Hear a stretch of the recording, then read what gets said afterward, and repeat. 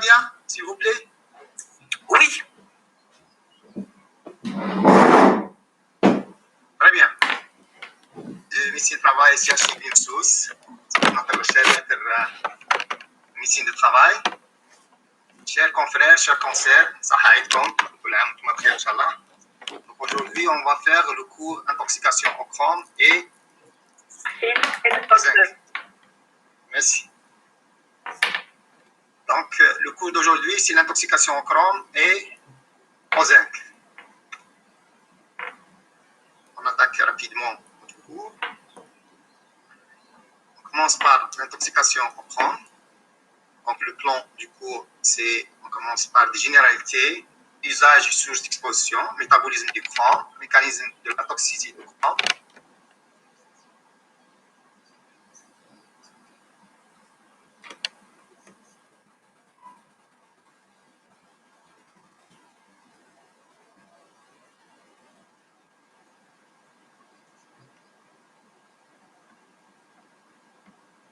Oui.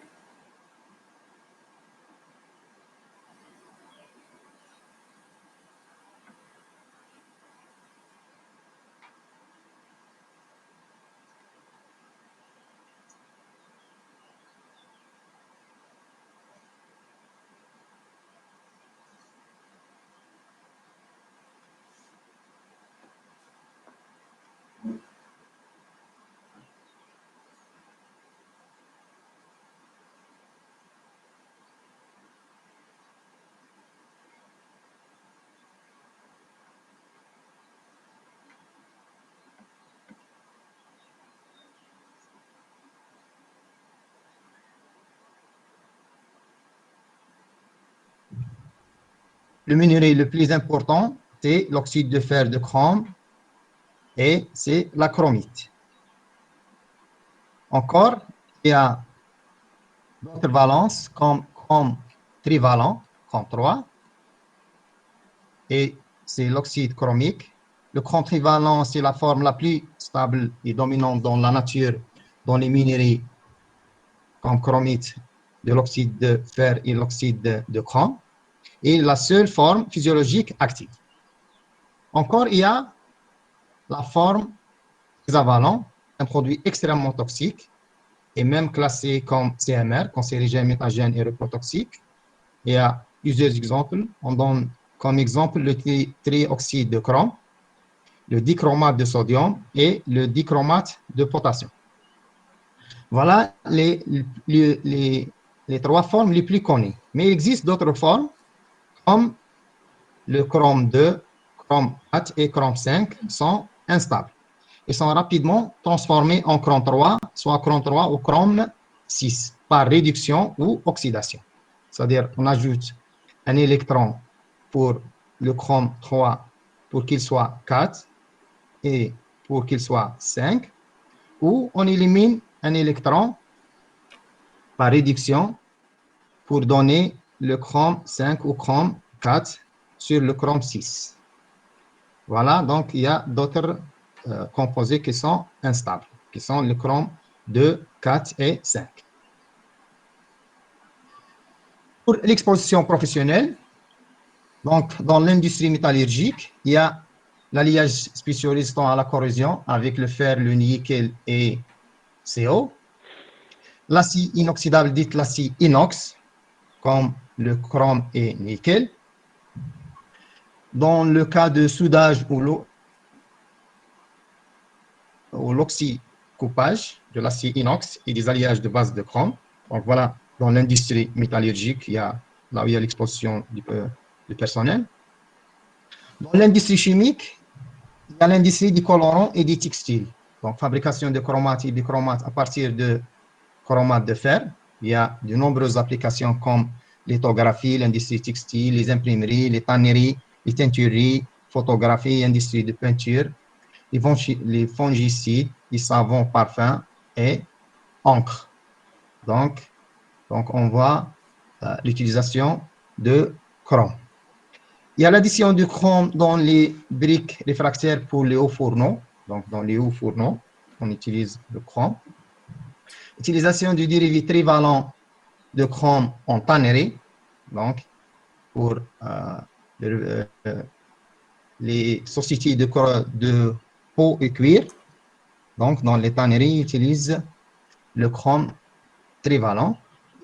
Utilisation d'anhydride chromique comme pesticide pour le traitement du bois. Donc, on utilise le chrome. Je vais admettre l'un de vos amis. Excusez-moi.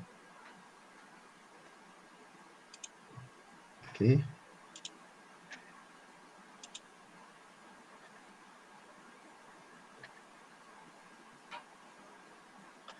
Donc, on avait dit qu'il y a beaucoup d'utilisation dans l'industrie chimique. Il y a l'utilisation d'anhydride chromique comme pesticide pour le traitement du bois. Et l'utilisation la plus connue et la plus fréquente, c'est le versage de pièces pour les chromer dans des bains, c'est le chromage électrolytique et revêtement anticorrosion des métaux, permet d'améliorer la résistance à la corrosion et d'ajouter un fini brillant à la pièce métallique. Comme vous voyez, ça, c'est une pièce à chromer. Pendant le processus d'électrolyse, il y a des fumées, comme vous voyez, il y a des fumées contenant l'acide chromique qui sont libérées. Et ces fumées et ces vapeurs sont inhalées par les professionnels, les travailleurs, et vont être intoxiqués par le chrome. Voilà une petite vidéo sur le chromage électrolytique.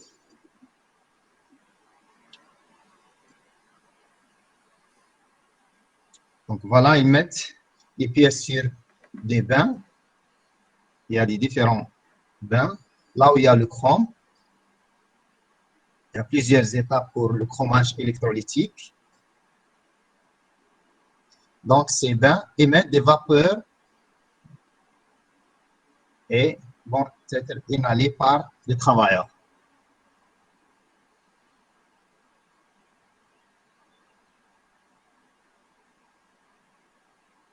Voilà des pièces à chromer. Donc, il y a plusieurs étapes pour le chromage électrolytique.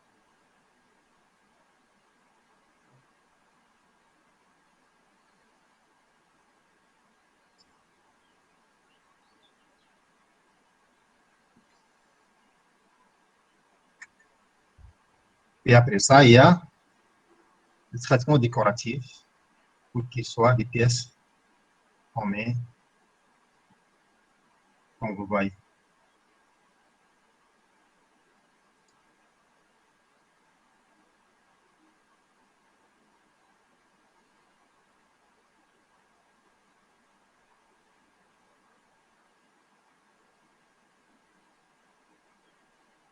Ça, c'est des cabinets de vernissage, puis polissage.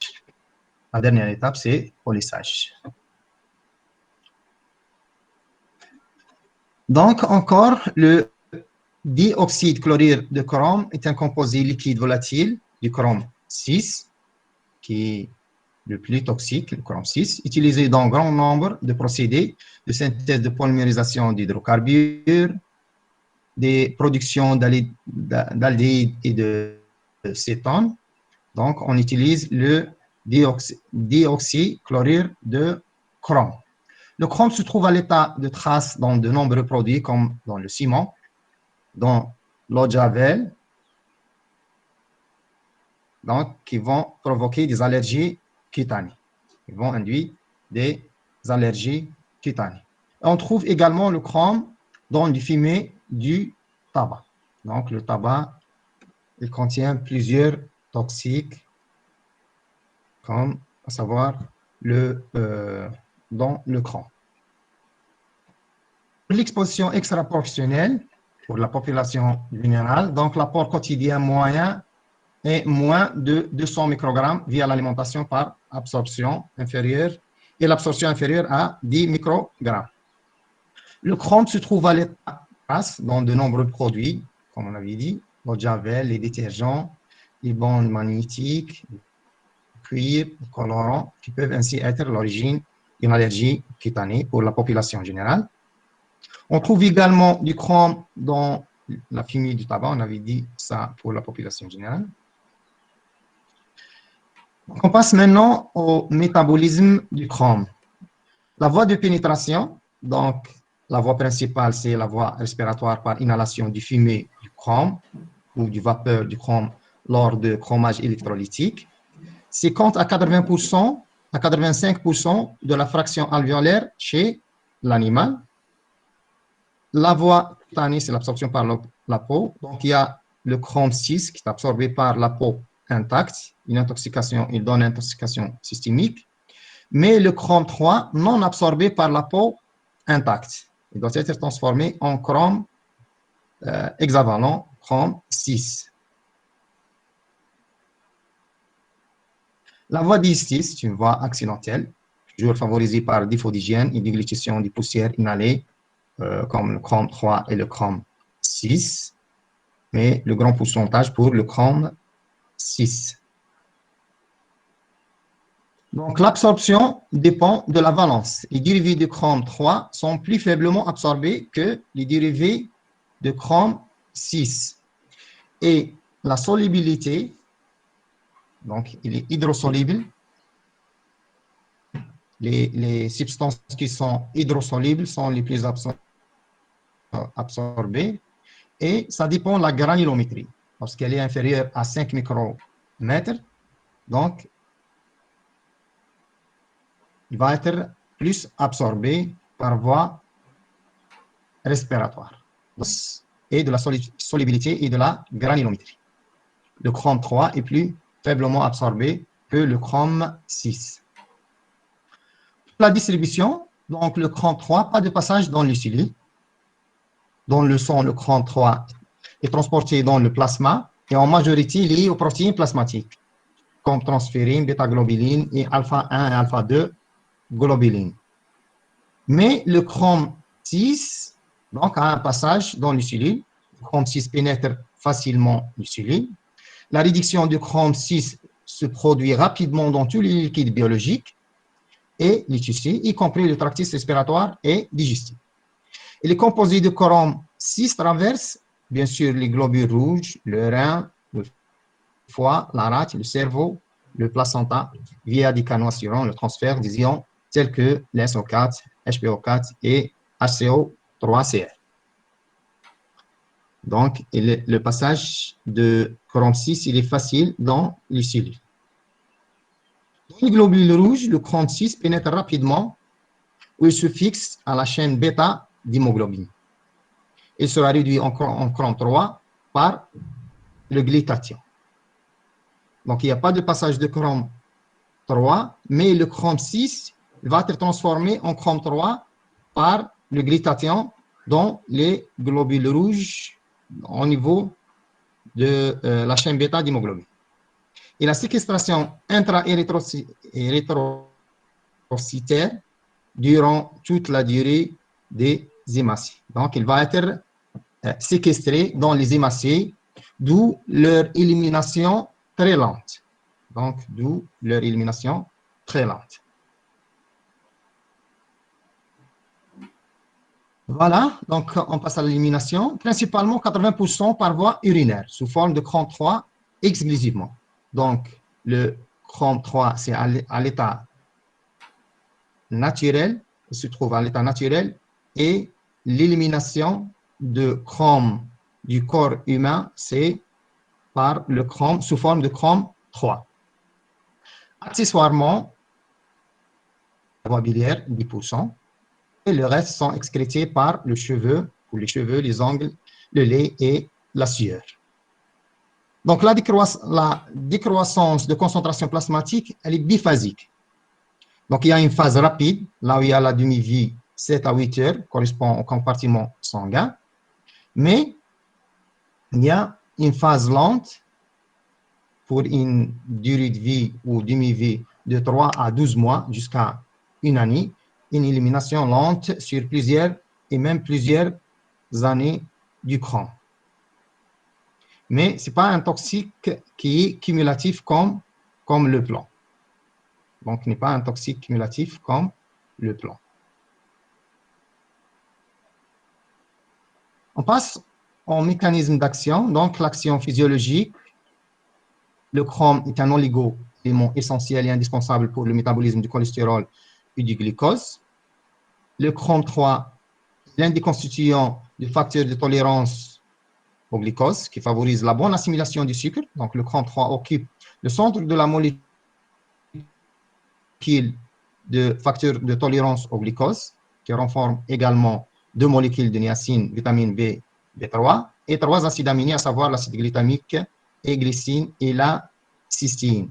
D'ailleurs, même ce produit facteur de tolérance au glucose est commercialisé sous forme de comprimé de 500 mg pour favoriser, donc considéré comme un activateur de l'insuline, grâce à la formation d'un complexe entre le groupement SH de la membrane cellulaire et ceux de la chaîne A de l'insuline. Donc, ce produit est considéré comme activateur de l'insuline et sa composition est formée par le chrome 3. Donc, a un rôle physiologique dans ce sens. L'action toxique de chrome. Donc, le chrome a un pouvoir oxydant puissant et composé hexavalent, chrome 6, à pouvoir méthylhémoglobinisant, caustique, irritant cutané et muqueux. Donc, il peut provoquer des hémorragies, et même des brûlures caustiques et cutanées.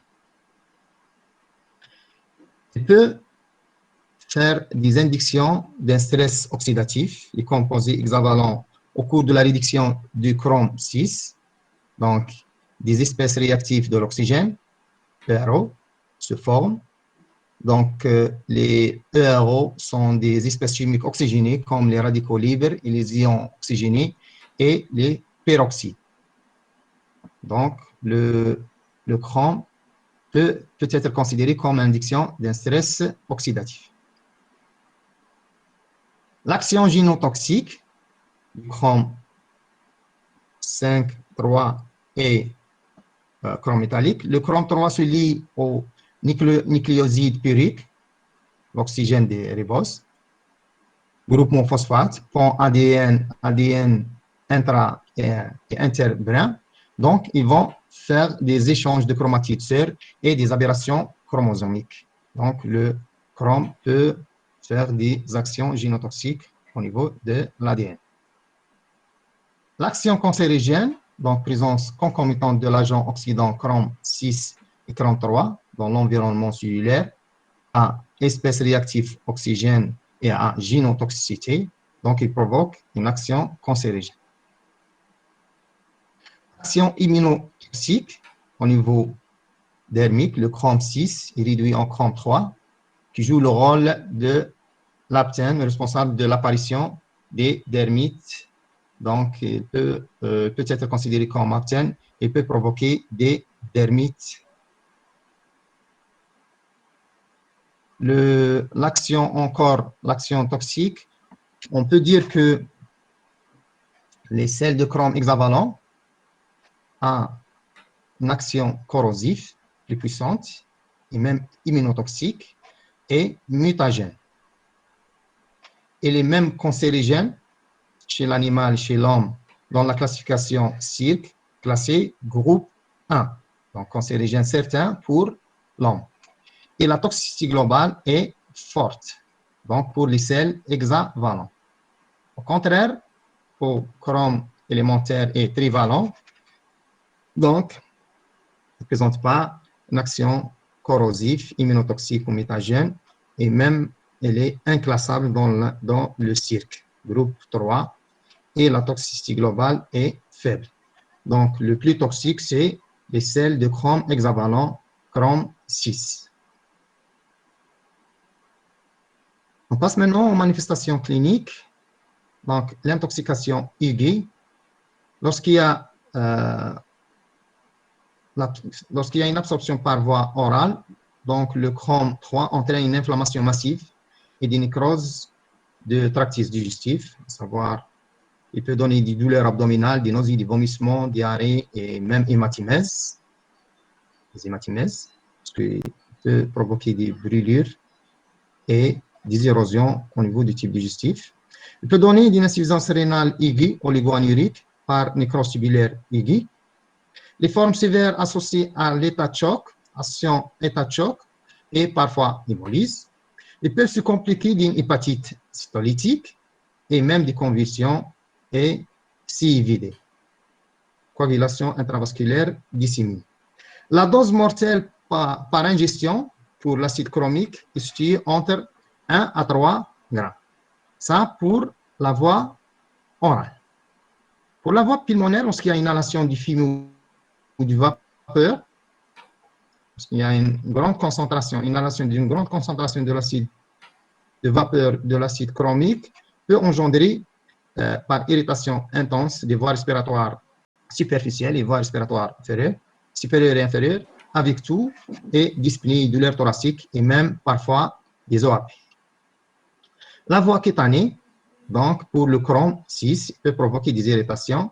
On appelle ça le main de Simonti. Et du brûlure avec contact de l'acide chromique et possibilité d'atteinte systémique lorsqu'il y a un passage de la voie cutanée vers le sang. Pour l'intoxication chronique, donc les manifestations toxiques sont généralement attribuées au Crohn 6, c'est le plus toxique. Il y a des affections cutanéo-muqueuses, des irritations des muqueuses et des affections respiratoires non cancérigènes. Encore l'action CMR, cancérigène, mutagène et reprotoxique. Donc, l'infection cutanée se manifeste par des dermites eczématiformes ou dermites de contact. On appelle la gale du Simon ou eczéma du Simon. La lésion, c'est une éruption érythémateuse ou vésicule papillaire, sointante et ferrugineuse.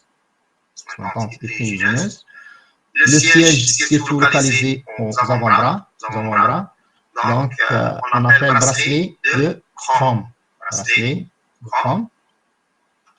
La profession, comme vous voyez, est très fréquente dans le secteur du BTP chez les sujets qui cachent le ciment. On appelle l'eczéma encore l'eczéma du maçon. Lorsqu'il n'est pas protégé par des gants. Donc, je peux t'interrompre une minute, on a affaire à des A1.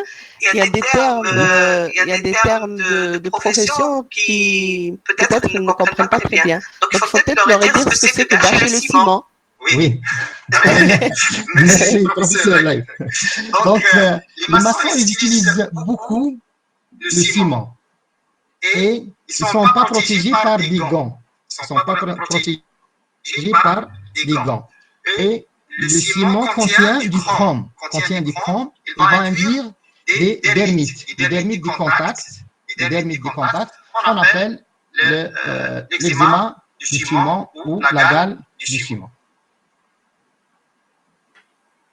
Merci, professeur.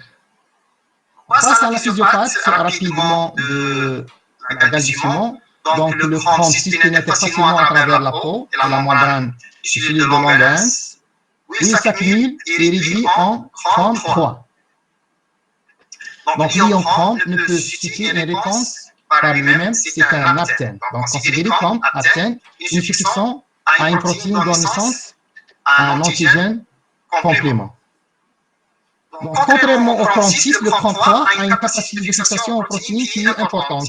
Et c'est donc le Crohn 3 qui joue le rôle de l'aptène. Ce n'est pas le Crohn 6. Il suffit de sensibiliser l'absorption de Crohn par voie pulmonaire ou orale pouvait entraîner des réactions eczémateuses encore. Donc, elle peut provoquer des dermites de contact et l'eczéma du ciment. Vous allez voir ça dans un cours de dermatose professionnelle. Vous allez voir toute la physiopathe des dermites de contact. Pour les tests cutanés, il y a un test au bichromate de potassium, mais ce n'est pas un test qu'on fait de routine, parce qu'il peut sensibiliser des sujets qui n'ont pas d'édermite de contact et peut provoquer d'autres lésions. L'évolution, donc l'eczéma au chrome a tendance à se fissurer et se liquéfier et à être très persistant. Donc, si un sujet qui présente un eczéma de ciment, donc il va faire tout le temps des eczémas, donc il y a des récidives et même des complications, une fissuration, une liquéfaction et être chronique. Le dosage de chrome urinaire permet de confirmer l'origine professionnelle de l'eczéma. Bien sûr, on peut doser le chrome urinaire pour confirmer l'origine professionnelle de l'eczéma. Maintenant, d'autres lésions, il y a l'ulcération du genou, comme vous voyez ici. Il y a des ulcérations au genou, forme au genou. Donc, la lésion, c'est une ulcération de 3 à 4 mm de torpille, non douloureuse, ronde ou ovale, à fond sinueux, entouré d'un bourrelet 5 à 10 mm dur kératosique pouvant atteindre des articulations qu'on appelle trous de chrome. On voit ici, et même ici, au niveau de la langue. Donc, on appelle trous de chrome. Voilà, ulcération au genou. Donc, le siège, c'est la face dorsale du doigt. Vous voyez, face dorsale du doigt. C'est la région articulaire et autour des ongles, la région articulaire au niveau des articulations de la hanche et au niveau du pourtour des doigts. À la face d'extension des jambes, vous voyez, et aussi à l'abdomen et au visage et même au scrotum. Voilà l'ulcération au genou, c'est une ulcération due au chrome.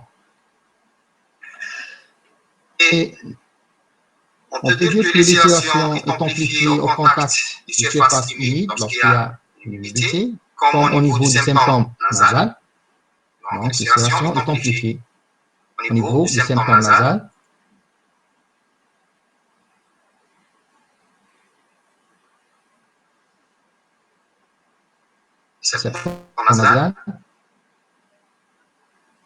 Et des changements là ou une amplification de l'ulcération.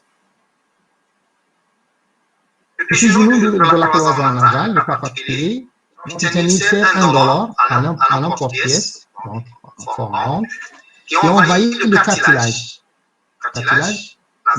On va envahir le cartilage nasal. Il s'agit d'une réelle brûlure chimique par action caustique causée par le chrome. La cicatrisation est actuellement très lente. Donc, la cicatrisation lorsqu'il est due au chrome est très lente. Les professions, donc les métallurgistes du chrome, comme chromage électrolytique, là où ils utilisent le chromage électrolytique, les polisseurs, qui font le polissage, les tanneurs, tannage du chrome, dans les sociétés de peau ou cuir, et les teinturiers, qui utilisent des teintes ou des peintures à base de chrome. Le chrome ou l'intoxication au chrome peut provoquer des colorations jaunâtres des dents et de la langue. Peut provoquer des colorations jaunâtres des dents et de la langue. On passe maintenant aux irritations des muqueuses. Donc, la muqueuse nasale. Au niveau de la muqueuse nasale, on trouve une atrophie, puis ulcération, puis perforation avec anosmie. La lésion commence par carie nasale, suivi d'une obstruction nasale et puis epistaxis, lorsqu'il y a une perforation. L'examen ORL montre d'abord une muqueuse hyperémie, donc muqueuse hyperémie, puis une croûte noirâtre, donc séquestration du sang, qui cache une ulcération ou même perforation des symptômes nasaux. Donc, on fait un examen clinique minutieux à la recherche d'une atteinte de la muqueuse nasale par le chrome. Donc, bien sûr, il y a un tableau qui répare cette lésion. C'est le tableau 10, ulcération épidermique provoquée par l'acide chromique. Là où il y a, dans la désignation de maladie, ulcération nasale. Ulcération nasale avec un délai de prise en charge de 90 jours. Et la liste est indicative. Donc, préparation pour la manipulation de l'acide chromique, des chromates, bichromate, alcalin, chromate, du zinc et des sulfates de chrome. Il y a beaucoup de processus. Et même des ulcérations cutanées, dermites eczématiformes chroniques ou récidivantes. Voilà le tableau 10. On va voir ça dans la réparation. Encore, pour la muqueuse digestive, peut provoquer des œsophagites par brûlure et même des gastrites et ulcères gastriques. Donc, vous voyez que le plomb, c'est un produit toxique irritant. Même, on peut trouver des plaintes, c'est des rhinites, conjonctivite, stérite, dyspnée, pharyngite et laryngite chronique en milieu professionnel pour les personnels qui sont exposés au chrome. Les infections respiratoires non cancérigènes, le chrome 6 et ses dérivés sont irritants pour la muqueuse respiratoire, donc peut donner des allergies respiratoires, malgré plus rare que les allergies cutanées. Les crises d'asthme, travail exposé au fumier de l'acide chromique dans la production via le soudage d'acide inoxydable, soudage de l'inox. Réaction bronchospastique avec réaction anaphylactique, comme l'urticaire, l'œdème cutané, et on trouve une augmentation de l'histamine sérique. Dans les sujets ou les travailleurs qui sont exposés au fumier d'acide chromique ou soudage d'acide inoxydable. Encore, perturbation des paramètres spirométriques, bien sûr, diminution de VMS chez les personnels qui sont exposés. Les PCO, lors de l'exposition chronique aux vapeurs d'acide chromique.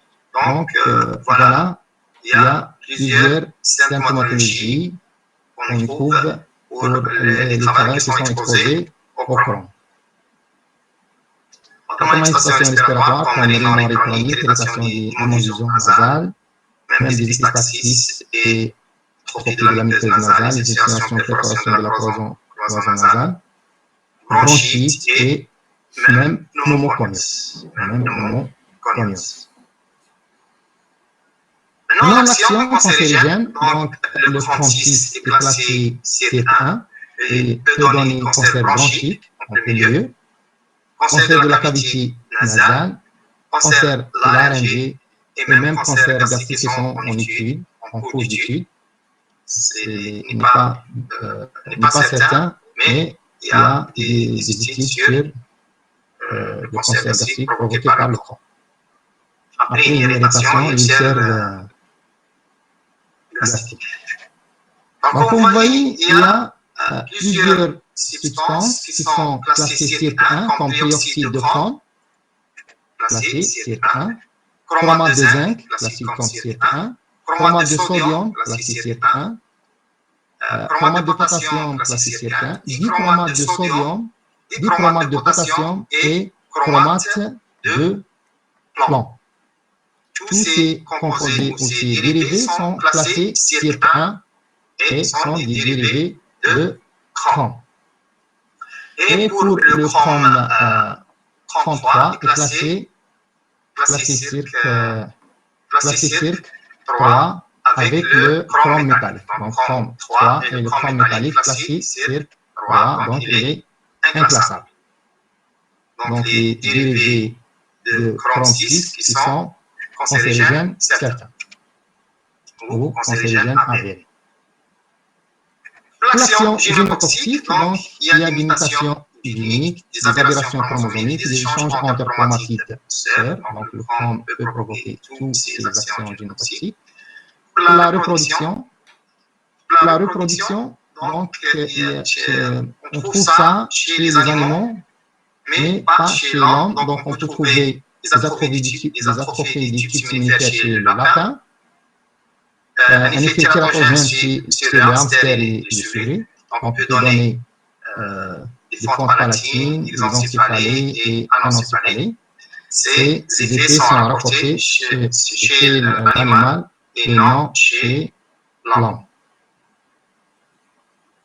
Autres effets, donc augmentation de clearance cérébrale du chrome et augmentation réversible de l'expression urinaire de protéines de bas poids moléculaire. Donc, il peut provoquer des atteintes rénales, mais qui sont réversibles.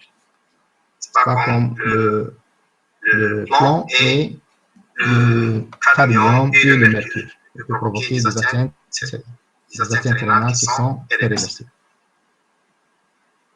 Actuellement, le traitement de l'intoxication au chrome, en cas d'intoxication aiguë au chrome et en cas d'ingestion, on fait un lavage d'estomac, traitement symptomatique du trouble digestif, un pansement gastrique, l'hydratation bien sûr, et un traitement antalgique et rééquilibre ionique, et on peut donner la vitamine C en péros.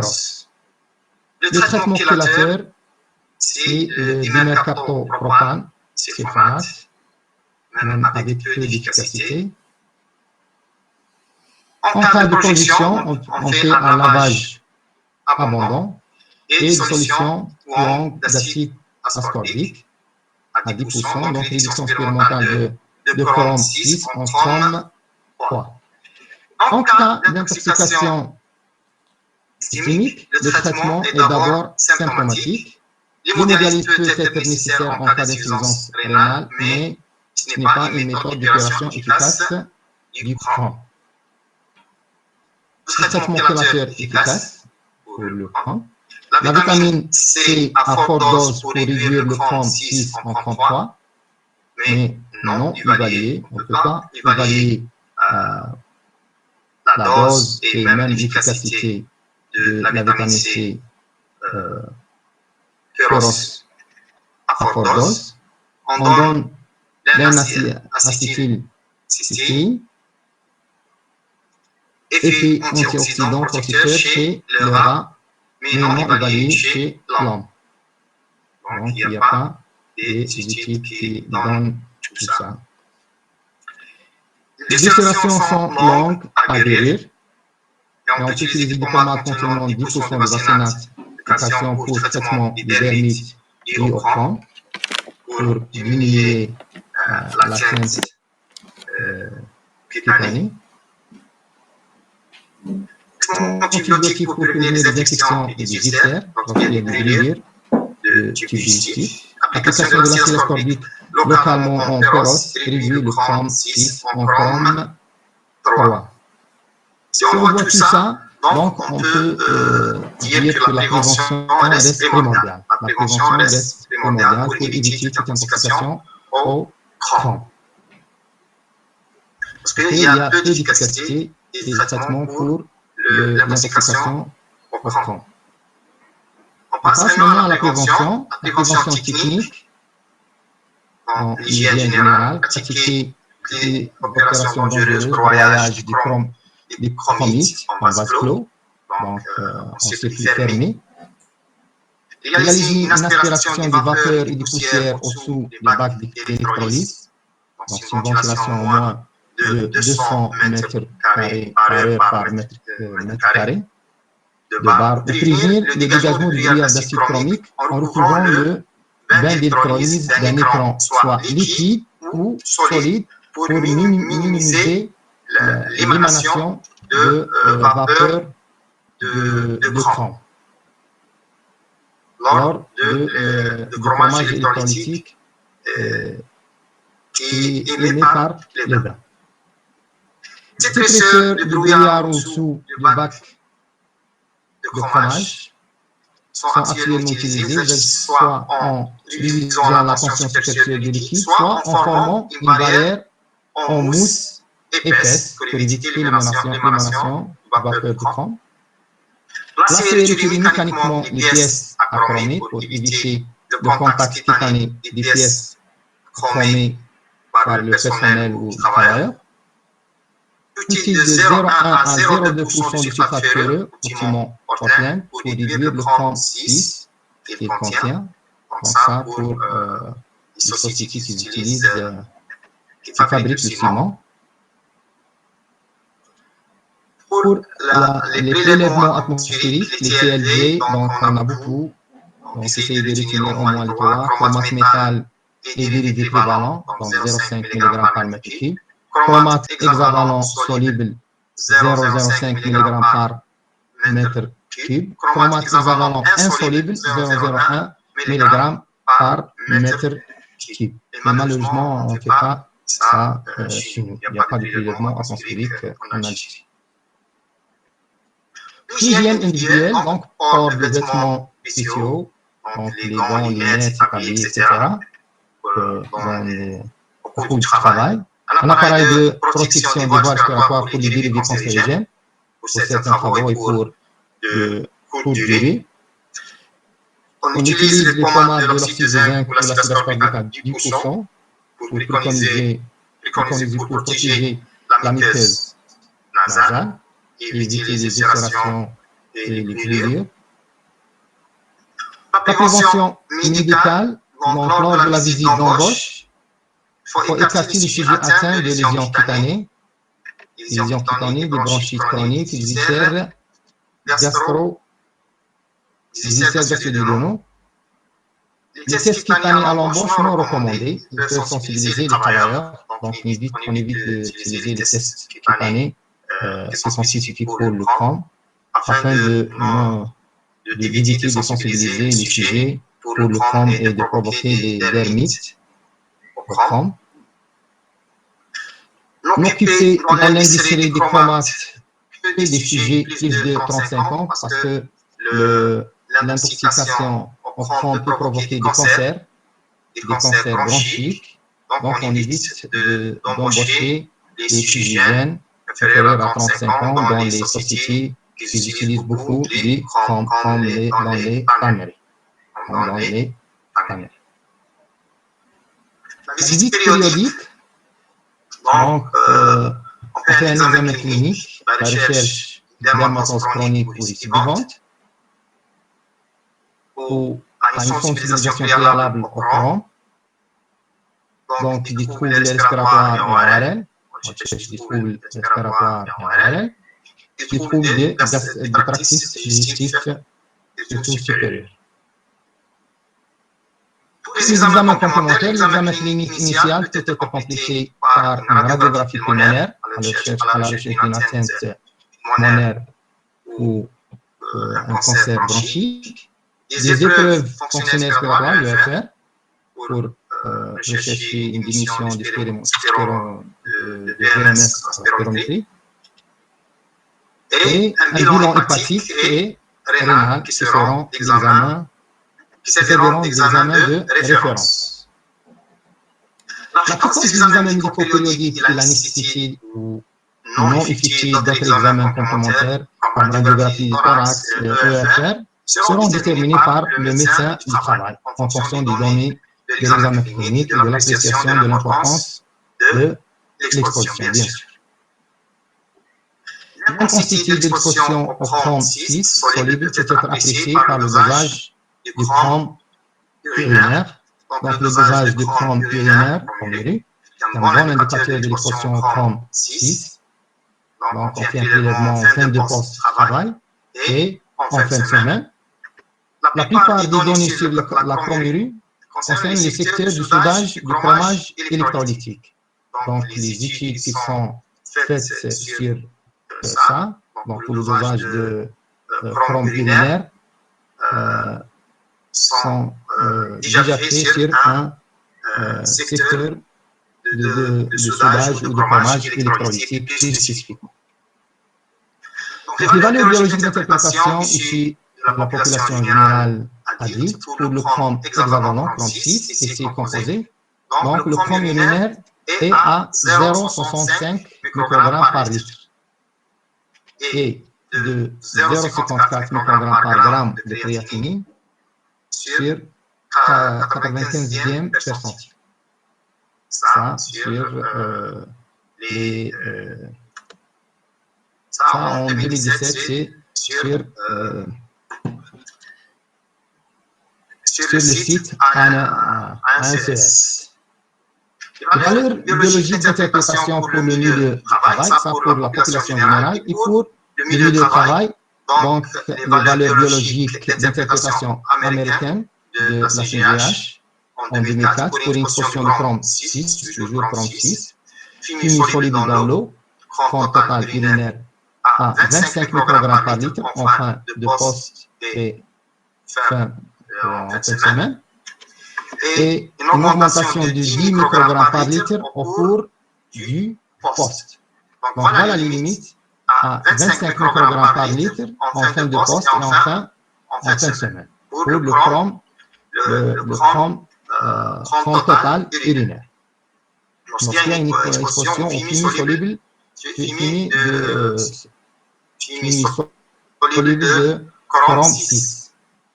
Les valeurs biologiques d'interprétation française, donc c'est en 2017, pour une exposition au chrome 6 dans le secteur de chromage uniquement, ça c'est fait dans le secteur de chromage, le chrome urinaire est à 2,5 microgrammes par litre ou 1,8 microgrammes par gramme de créa en fin de semaine. Voilà les limites de dosage de chrome urinaire. Non, ça c'est la réparation du chrome. Donc, 3 conditions sont indispensables pour une affection due à une intoxication chrome soit prise en charge au titre de maladie professionnelle indemnisable. Donc, pour la condition médicale, donc c'est l'inscription de l'affection au sein de l'un des 3 tableaux, parce que en fait, il existe 3 tableaux pour le chrome. Tableau de maladie professionnelle indemnisable pour le chrome relatif à l'intoxication chrome. Il y a le tableau 10, 10, 10 et le 10 terre. Administratif, condition administrative, c'est le respect des délais de prise en charge exigés pour chaque affection dans un tableau, soit 10 ou 10 bis ou 10 terre. Et troisième condition, c'est les travaux. Donc, les travaux des figurant sur les listes des travaux. Et même d'autres travaux ne figurent pas sur la liste parce que c'est une liste indicative. C'est une liste ouverte. Le chrome considéré comme un toxique, donc, et possède une liste indicative. Donc, on peut ajouter d'autres travaux ne figurant pas sur la liste. C'est une liste, donc, c'est des listes ouvertes. Voilà les 3 tableaux. Donc, le tableau 10, c'est pour les ulcérations et les dermites. Donc, les affections liées à les ulcérations nasales, les ulcérations cutanées et dermites, les hématiformes chroniques ou suicidantes, dont le délai de prise en charge pour les ulcérations nasales à 90 jours, pour les ulcérations cutanées et dermites, 60 jours. Donc, 3 mois et ici, 3 mois, délai de prise en charge. Là, les travaux, comme on l'avait dit, est indicatif. Le deuxième tableau, c'est le 10-10. Le 10-10, c'est pour les affections respiratoires. Pour les affections respiratoires comme l'asthme et dyspnée asthmatiforme, dont le délai de prise en charge, c'est 1 mois et la liste est négative. Troisième tableau, c'est le 10-terre. Le 10-terre pour les affections cancéreuses. Là où il y a le cancer bronchopulmonaire primitif réparé. Donc, 30 ans. 30 ans, pour ça, lors de l'embauche, là où il y a l'utilisation de chrome, beaucoup d'utilisation de chrome, on évite d'embaucher les suffigènes au niveau des sociétés. Là, le tableau 10, l'association des provocations chroniques. Le tableau 10-10 pour l'asthme dyspnée asthmatiforme. Et le tableau 10-terre pour les cancers bronchopulmonaires primitifs. Donc, il y a 3 tableaux qui réparent l'intoxication au chrome. 10 et 10 bis et 10 terre. Donc voilà l'intoxication au chrome. On passe rapidement à l'intoxication au zinc.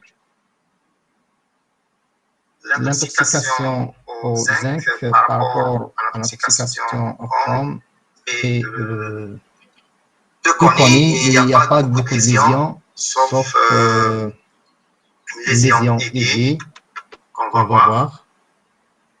Donc, l'usage de source d'exposition, donc pour le zinc, dans les minéraux, le zinc est très souvent associé au plomb et au cadmium. Donc, le zinc est souvent associé au plomb, comme on a vu dans le cours du plomb, et au cadmium, ainsi qu'au fer, cuivre, bismuth, antimoine, arsenic, germanium, l'indium et avec l'or et l'argent. Les sources principales sont les minéraux sulfurés, les minéraux carbonatés, les minéraux silicatés et oxydés. Dans le domaine de métallurgie, on trouve le zinc dans le processus de galvanisation. Donc, la galvanisation est un procédé de revêtement des métaux ferreux, pour le revêtement des métaux ferreux, dans l'acier, le vêtement. Donc, le recouvrement peut se faire par immersion des pièces, dans un bain de zinc fondu. C'est la galvanisation à chaud. On va voir ici. Voilà. La galvanisation à chaud.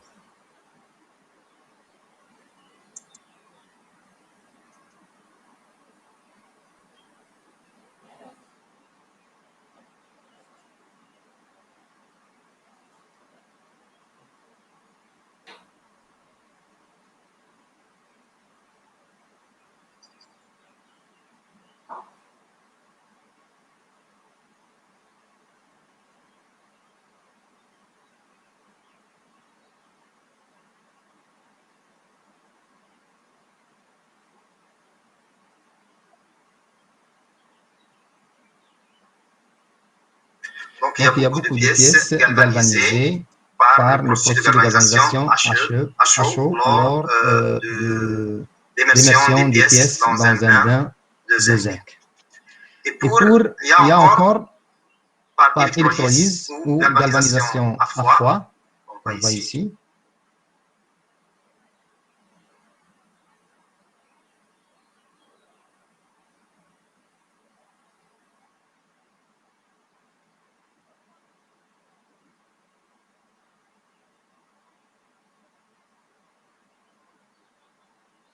Voilà, la galvanisation à froid. Donc, c'est des processus qui sont utilisés beaucoup dans le domaine de métallurgie. Pour l'alliage, donc il y a l'alliage du zinc, c'est le plus connu, et le laiton, qu'on voit ici. C'est l'alliage, donc c'est un mélange. Ils utilisent pour remplacer le cuivre en raison de moindre prix du zinc. Donc, ils utilisent le zinc pour le recouvrement et pour le prix moindre de zinc à la place de cuivre. Il présente une bonne résistance à la corrosion. Il peut recevoir des traitements de surface. Peut également être mouillé, travaillé à chaud ou à froid, même dans le domaine de bijouterie. Vous voyez donc le laiton. Les composés du zinc sont utilisés dans l'industrie de peinture, du caoutchouc, de teinture, dans les produits de conservation de bois et dans les produits pharmaceutiques, bien sûr. Donc, il y a le chlorure de zinc dans l'industrie chimique, le régulateur de process, catalyseur, le secteur de la galvanisation, l'industrie des piles pour l'électrolyte, l'industrie agroalimentaire en tant que fongicide. Vous allez voir ce qu'on fongicide dans le cours d'intoxication aux pesticides. Industrie de peinture et colorant. Le sulfate de zinc, donc les revêtements anti-corrosion, on utilise dans les revêtements anti-corrosion, des métaux par les techniques de galvanoplastie et métallisation ou immersion, les peintures en tant que pigments ou des substances anti-corrosion. Voilà, donc il y a beaucoup de substances, chlorure de zinc, sulfate de zinc, qu'on utilise dans différents domaines. L'oxyde de zinc, la fabrication de caoutchouc et plastique, l'industrie de verre et de céramique. Le sulfate de zinc Donc, c'est pour la réalisation d'écrans de télévision et de lampes fluorescentes type cathodique. Le chromate de zinc, c'est pour le traitement de surface pour la chromatation. Et il y a encore le stéarate de zinc industriel du polymère en tant que stabilisateur ou lubrifiant. Et il y a encore d'autres substances comme le dialkyl thiophosphate de zinc sont utilisés comme additifs et lubrifiants de toute nature, automobile, moteur et pompe. Donc, vous voyez, le zinc, il est omniprésent. On passe maintenant au mécanisme de la toxicité du zinc. La physiologie, le zinc est en tant qu'élément essentiel, n'est pas métabolisé, mais entre dans la structure de nombreux métalloenzymes. Le zinc intervient dans les grandes voies métaboliques grâce à son rôle dans le système enzymatique, soit en faisant partie intégrante du site actif de nombreuses enzymes, soit comme cofacteur régulant de l'activité enzyme dite zinc dépendante. Il y a des activités qui nécessitent la régulation par le zinc, soit en ayant un rôle structurel propre. Il se trouve essentiellement au niveau de prostate. Le zinc influence ainsi l'activité de plus de 70 enzymes, dont l'anhydrase carbonique, le superoxyde dismutase, la phosphatase alcaline, les glutamates et lactates dishydrogénases, les ARN, l'ADN polymérase et les aminopeptidases. Donc, il influence l'activité de beaucoup d'enzymes. Il joue également un rôle dans l'activité de certaines hormones, comme les prostaglandines, l'insuline, hormones de croissance, prolactine, testostérone, thymuline, estine. Donc, il est partout. La participation du zinc à l'activité de ces enzymes et hormones explique l'importance de ce métal dans tous les métabolismes, des protéines, des lipides, des glucides, et toutes les fonctions de l'organisme comme l'immunité, la croissance, la fertilité, la cicatrisation, goût et vision. Et la plupart des substances pharmaceutiques, on ajoute le zinc pour faire des régulations des actions métaboliques. La prostate est la glande de l'organisme qui concentre et contient plus de zinc. Pour l'absorption, donc l'absorption gastrointestinale varie de 10 à 80%. Elle est influencée par les caractéristiques chimiques du composé. L'absorption intestinale a lieu dans les deux portions du duodénum, deuxième portion plutôt du duodénum. Le passage de la muqueuse intestinale implique la fixation du zinc sur les métallothionées. Vous allez voir ça, les métallothionées dans le cours du cadmium. L'absorption pulmonaire, en milieu industriel, les ouvriers sont exposés aux poussières et aérosols de zinc, issus de métal, oxyde et chlorure de zinc. Le zinc passe rapidement les parois alvéolaires et se trouve dans le sang. Le sang disparaît rapidement des poumons. Donc, un passage rapide pulmonaire vers le sang. L'absorption cutanée, elle est très faible. Pour la distribution, le zinc est l'élément de trace de l'organisme le plus abondant après le fer. Donc, le zinc absorbé est capté dans 60%, la majorité, au niveau des muscles squelettiques, et 30% au niveau osseux, et le reste est distribué entre le foie, prostate, tractus gastro-intestinal, les reins, la peau, poumon, cerveau, pancréas, les yeux et la rétine. Voilà la distribution. Dans la majorité des cas, on trouve au niveau des muscles et des os. Le zinc ne s'accumule pas dans l'organisme, bien sûr, c'est un toxique non cumulatif. La charge corporelle est régulée, ce n'est pas comme le plomb, qui est un toxique cumulatif. Donc la charge corporelle est régulée par un mécanisme homéostatique, bien sûr. Au niveau intestinal, donc pour l'élimination, 70 à 80% par voie. C'est la voie principale d'expression, c'est intestinal. Au niveau des urines, il n'y a que 15 à 25%. Ce n'est pas comme les autres, ce n'est pas comme le chrome et les autres. Donc, une faible partie est éliminée au niveau urinaire. Et le reste par la sueur, salive et le sperme, et même les cheveux et le lait. Donc, l'élimination, c'est surtout intestinale. Au contraire que le chrome, c'est urinaire. Donc, pour les manifestations cliniques, l'intoxication aiguë, l'exposition par voie orale plutôt, intéresse peu le monde professionnel, bien sûr. Donc, l'ingestion d'eau contenant 15 mg par litre de zinc provoque des nausées, des vomissements et des diarrhées qui associent lorsqu'au niveau de zinc est plus élevé. Donc, il intéresse peu le monde professionnel.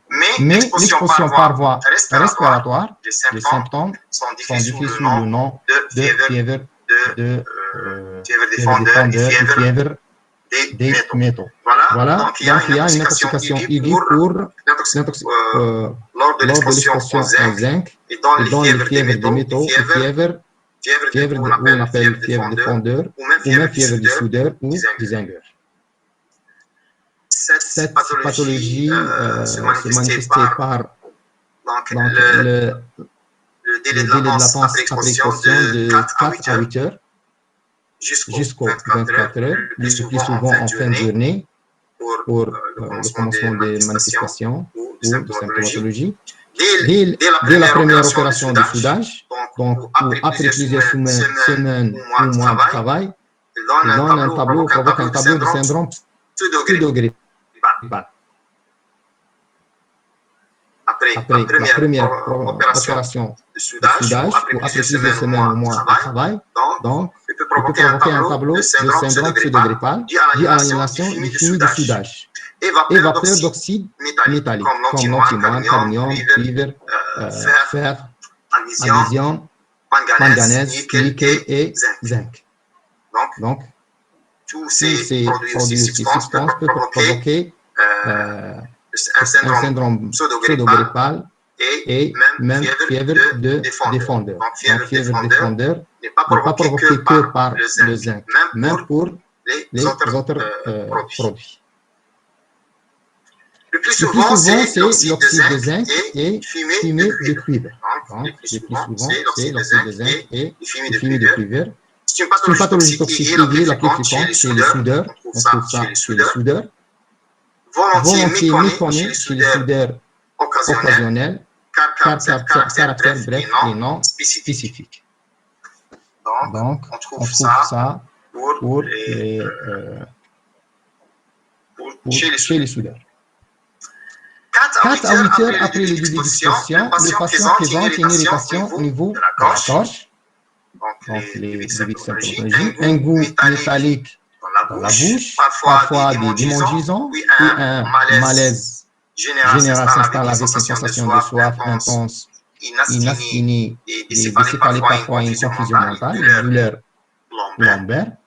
Donc, c'est un tableau qui est un peu diversifié. Asthénie, céphalée, confusion mentale, douleur lombaire, même sensation de soif intense, avec une toux sèche accompagnée de douleurs thoraciques, complétant ces symptômes. Donc, voilà dans les 4 à 8 heures après le début d'exposition. Puis, 10 à 12 heures après l'exposition, il s'installe une fièvre importante, appareil pouvant dépasser les 40 degrés Celsius. Elle s'accompagne de signes classiques du syndrome grippal, comme frisson, myalgie, irritation pharyngolarynge avec sensation de gêne respiratoire, constriction thoracique, toux non productif, sèche et des céphalées. Puis, des troubles gastriques avec douleurs, nausées, vomissements peuvent compléter le tableau. Ça, dans les 10 à 12 heures après l'exposition. Mais, on va voir ça après. Il y a une résolution de tous les symptômes après. Donc, les examens complémentaires, FNS, on trouve une hyperleuconeutropénie modérée et hyperiosinophilie. La radio du thorax, EFR et gaz du sang sont normaux. même fait pas ça. Dosage sanguin urinaire des métaux sans intérêt. Donc, c'est surtout l'examen clinique. C'est pas pour les examens complémentaires, on n'utilise pas souvent et de routine. Donc, c'est surtout l'examen clinique.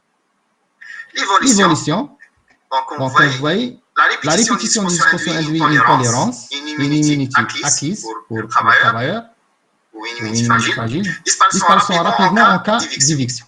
Pas d'effet à long terme.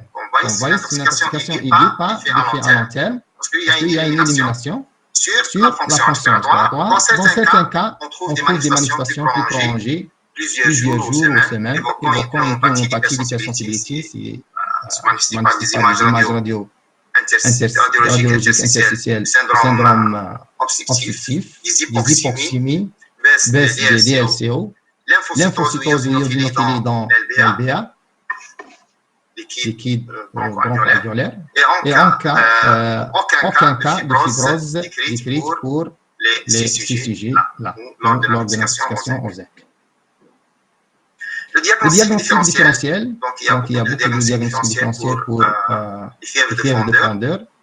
Donc il y a une fibrosité lésionnelle retardée par des substances chimiques qui peut provoquer des fibrosité lésionnelles, des pneumopathies chimiques aiguës, des pneumopathies chimiques aiguës, ou syndrome de Brooks. Syndrome de Brooks, c'est un asthme considéré comme un accident de travail lors de l'exposition massive d'une substance toxique qui peut provoquer un asthme. Des bronchospasmes, on peut voir comme diagnostic différentiel des bronchospasmes lors de fièvre de fondeur et par d'autres substances. Le traitement est symptomatique, donc on utilise des salicylés et les antihistaminiques. Donc c'est un traitement symptomatique pour l'intoxication au zinc, fièvre des fondeurs. Les autres effets de l'intoxication au zinc, c'est les valeurs de chrome de zinc, bombes fumigènes plutôt, sont irritantes pour les muqueuses, notamment des voies respiratoires. D'autre part, en présence de l'humidité des voies aériennes, le chlorure de zinc peut entraîner une inflammation massive des voies respiratoires et même parfois un œdème pulmonaire. Les réactions immunologiques, donc on peut trouver la survenue d'un asthme avec test de provocation au sulfate de zinc par diminution de VMS de 23%. Une pneumonie d'hypersensibilité se manifeste avec des toux, dyspnée, fièvre et lymphocytose de liquide LBA. Les réactions anaphylactiques, comme l'urticaire, œdème de Quinn, accompagné d'un syndrome de pseudo-grippe, a été décrit en cas d'exposition aux fumées de zinc oxyde de zinc. Voilà l'intoxication au zinc. C'est pas aussi comme l'intoxication au chrome. Et même pour la réparation, on peut la réparer comme un accident de travail lorsqu'il y a une symptomatologie flagrante. Mais il n'y a pas un tableau spécifique. Le tableau de zinc est associé au chrome. Donc le tableau, surtout le tableau 10 et 10 bis. C'est sous 10 bis. Donc, on peut donner, on peut réparer par le tableau 10 bis ou comme un accident de travail.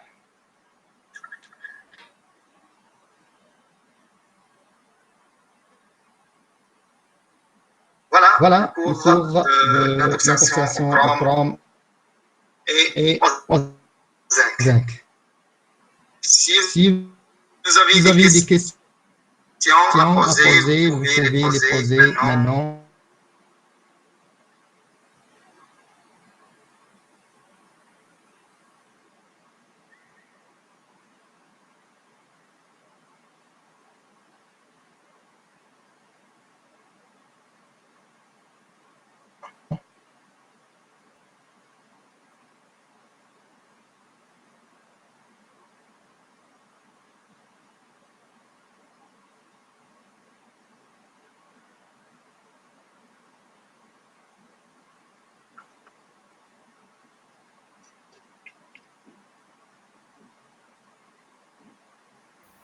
Merci, docteur. Je vous en prie. Je crois que c'est une fois qu'on aurait refait le cours à tête reposée qu'on pourrait identifier les lacunes. Je suis d'accord avec vous. Il y a beaucoup d'affaires, des différentes professions et des différents langages de métier. Si vous avez des difficultés, n'hésitez pas à nous poser des questions, puis n'hésitez pas à consulter le dictionnaire, tout simplement, pour un certain nombre de mots. Sinon, nos mails sont à votre disposition. Vous pouvez poser toutes les questions que vous voulez. Et dans les services, bien sûr, on n'hésite pas à vous répondre. Merci, professeur. Merci pour votre présence et à bientôt. Inch'Allah. Merci à vous. Merci, professeur. Ok. Au revoir. Au revoir. Au revoir. À bientôt. Au revoir.